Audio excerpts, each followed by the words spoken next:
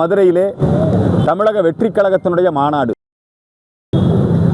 திரு விஜய் அவர்கள் ஒரு சினிமா நடிகராக, சினிமா பட தயாரிப்பாளராக பிரம்மாண்டமான முறையிலே திரையுலகத்திலே எப்படி இருப்பாரோ அதே போல அரசியலிலும் ஒரு பிரம்மாண்டத்தை காட்ட வேண்டும் என்பதற்காக மிகப்பெரிய பொருட்செலவு செய்து ஒரு கூட்டத்தை கூட்டி அந்த கூட்டத்திலே பாரத பிரதமர் நரேந்திர மோடிக்கு எதிராக வன்மத்தை கக்கியிருக்கிறார். இது வன்மையாக கண்டிக்கத்தக்கது. நம்முடைய பாரத நாட்டிலே இன்றைக்கு இந்திய நாடு உலகத்தினுடைய 3வது மிகப்பெரிய பொருளாதார நாடாக மாறி இருக்கிறது. ஆபரேஷன் சிந்தூருடைய வெற்றி உலகத்திலேயே இராணுவ பலம் மிக்க நாடாக நம்முடைய நாடு இன்றைக்கு உருவாகி வருகிறது. ஆகவேதான் டொனால்ட் ட்ரம்ப் உள்ளிட்ட அமெரிக்க அதிபர் போன்றவர்களெல்லாம் கூட இந்தியாவுக்கு எதிரான வரி விதிப்பு, பொருளாதார தடை இவற்றையெல்லாம் விதித்து வருகிறார்கள்.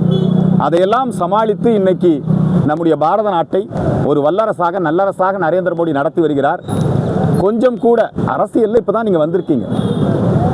நீங்கள் பாரத பிரதமர் நரேந்திர மோடி குறித்து தரம் தாழ்ந்து பேசியது தமிழக மக்கள் மத்தியிலே மிகப்பெரிய கோபத்தை ஏற்படுத்தி இருக்கிறது.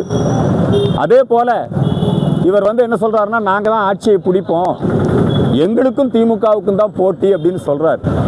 ஆனால் திமுகவினுடைய ஊது குழலாகத்தான் நேற்றைய தினம் விஜய் அவர்கள் அவருடைய பேச்சு அமைந்திருக்கிறது. இந்த பேச்சை எழுதி கொடுத்ததே யாருன்னா கிறிஸ்தவ மிஷனரிகளும் திமுகவை சார்ந்தவர்களும் தான் இந்த பேச்சை விஜய்க்கு எழுதி கொடுத்திருக்கிறார்கள்.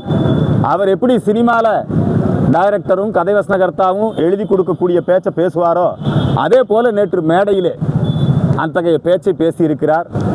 திமுகவுக்கும் அவருக்கும் போட்டி கிடையாது. போட்டி என்பது தமிழகத்திலே என்றும் அதிமுக வெர்சஸ் திமுக தான். அதிமுக கூட்டணியா, தேசிய ஜனநாயக கூட்டணியா, அல்லது இண்டி கூட்டணியா, திமுக கூட்டணியா அப்படிங்கிற நிலைதான் இன்றைக்கு தமிழகத்திலே இருக்கிறது. அவர் கனவுலகத்திலே வாழ்கிறார். வெகு விரைவிலே தமிழக வெற்றி கழகம், நீங்கள் ஒரு 100 அடி கொடிக்கம்பம் வச்சாங்க, அப்படியே சாஞ்சு, நல்ல வேளை எந்த விபத்தும் ஏற்படலை.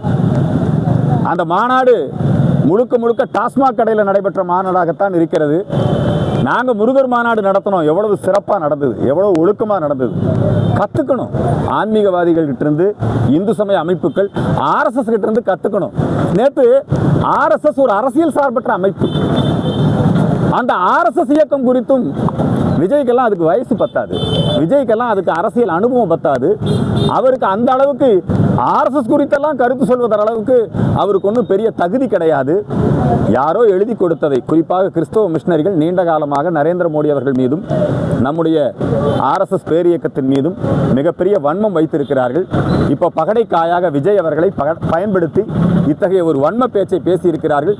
தமிழக மக்கள் பாடம் புகட்டுவார்கள் ஜோசப் விஜய்க்கு. இன்னொரு மக்கள் நீதி மையமாகத்தான் நீங்கள் மாறப்போகிறீர்கள். நீங்கள் திமுகவின் ஊதுகுழலாக இருக்கக்கூடிய நீங்கள் வெகு விரைவிலே திமுகவிலே ஐக்கியமாக போகிறீர்கள். நீங்கள் மட்டும் தேர்தலில் வெற்றி பெற்றா நாங்கள் இப்போ ஒரு சவால் விடுறோம், உங்களுக்கு ஒரு 3% ஓட்டுக்கு மேலே கிடைக்காது.